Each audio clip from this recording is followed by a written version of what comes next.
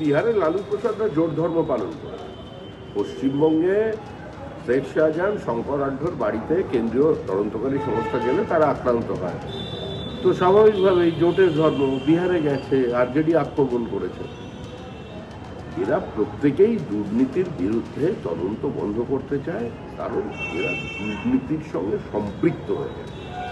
এদের জোট তৈরি করার অর্থ একটাই ছিল যে প্রাতিষ্ঠানিক লুট আর নিজেদের সীমাহীন লোভকে, রাজনৈতিক লুটকে একটা আইনগত প্রসিদ্ধ স্বীকৃতি দেওয়া। তার জন্য এসব ঘটনা ঘটেছে।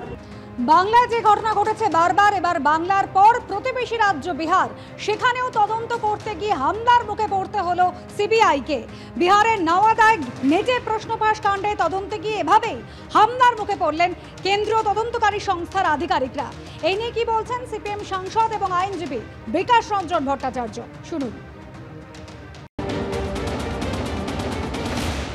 এখন তো আমরা গ্লোবাল ভিলেজে বসবাস করি, আর যারা শাসন ক্ষমতায় থাকেন, যারা দুর্নীতি করেন, তারা কিন্তু সব দিকের খোঁজ খবর রাখেন যে কোথায় কিভাবে হচ্ছে।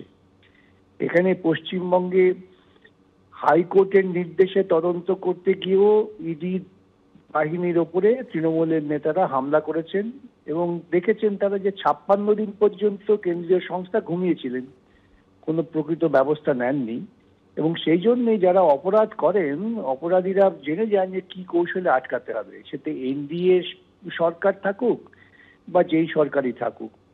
এখন এনডিএ সরকার ওখানে যারা আছেন তারা তো আরো বিশেষ করে করতে দেবেন না, কারণ এই যে দুর্নীতি, এই দুর্নীতির সঙ্গে বিজেপি যুক্ত, কেন্দ্রীয় সরকার সরাসরি যুক্ত। অতএব তদন্ত হলে তো খানিকটা তথ্য বেরিয়ে যাবে।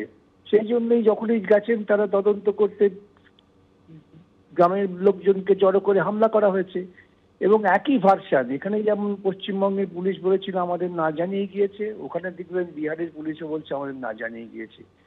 যারা দুর্বৃত্ত, যারা দুর্বৃত্তায়নের সঙ্গে যুক্ত, তারা কিন্তু পারস্পরিক কর্মক্ষমতা এবং দক্ষতা খুব অনুকরণ করতে ভালোবাসে। সেই জন্যই এটা পশ্চিমবঙ্গের ঘটনার পুনরাবৃত্তি খুব সহজেই হয়েছে। এই ঘটনা বিহারের নওয়াদাতে ঘটেছে, যেখানে সিবিআই এর উপর হামলার ঘটনা ঘটেছে। এখন প্রশ্ন উঠছে যে বারে বারে কেন্দ্রীয় এজেন্সির উপরে যে হামলার ঘটনা ঘটছে, সেটা বাংলা হতে পারে বা বিহার হতে পারে, দুর্নীতি ঢাকতেই কি বারে বারে এজেন্সিকে টার্গেট করা হচ্ছে, এজেন্সির উপরে হামলার ঘটনা ঘটছে? সিবিআই এর উপর যে হামলার ঘটনা বিহারের নওয়াদাতে ঘটেছে, সেই ঘটনায় 4 জনকে গ্রেফতার করা হয়েছে। স্থানীয় থানাকে না জানিয়ে গোপনে তল্লাশি চালানো হয়, এমনটা দাবি করছে বিহার পুলিশ।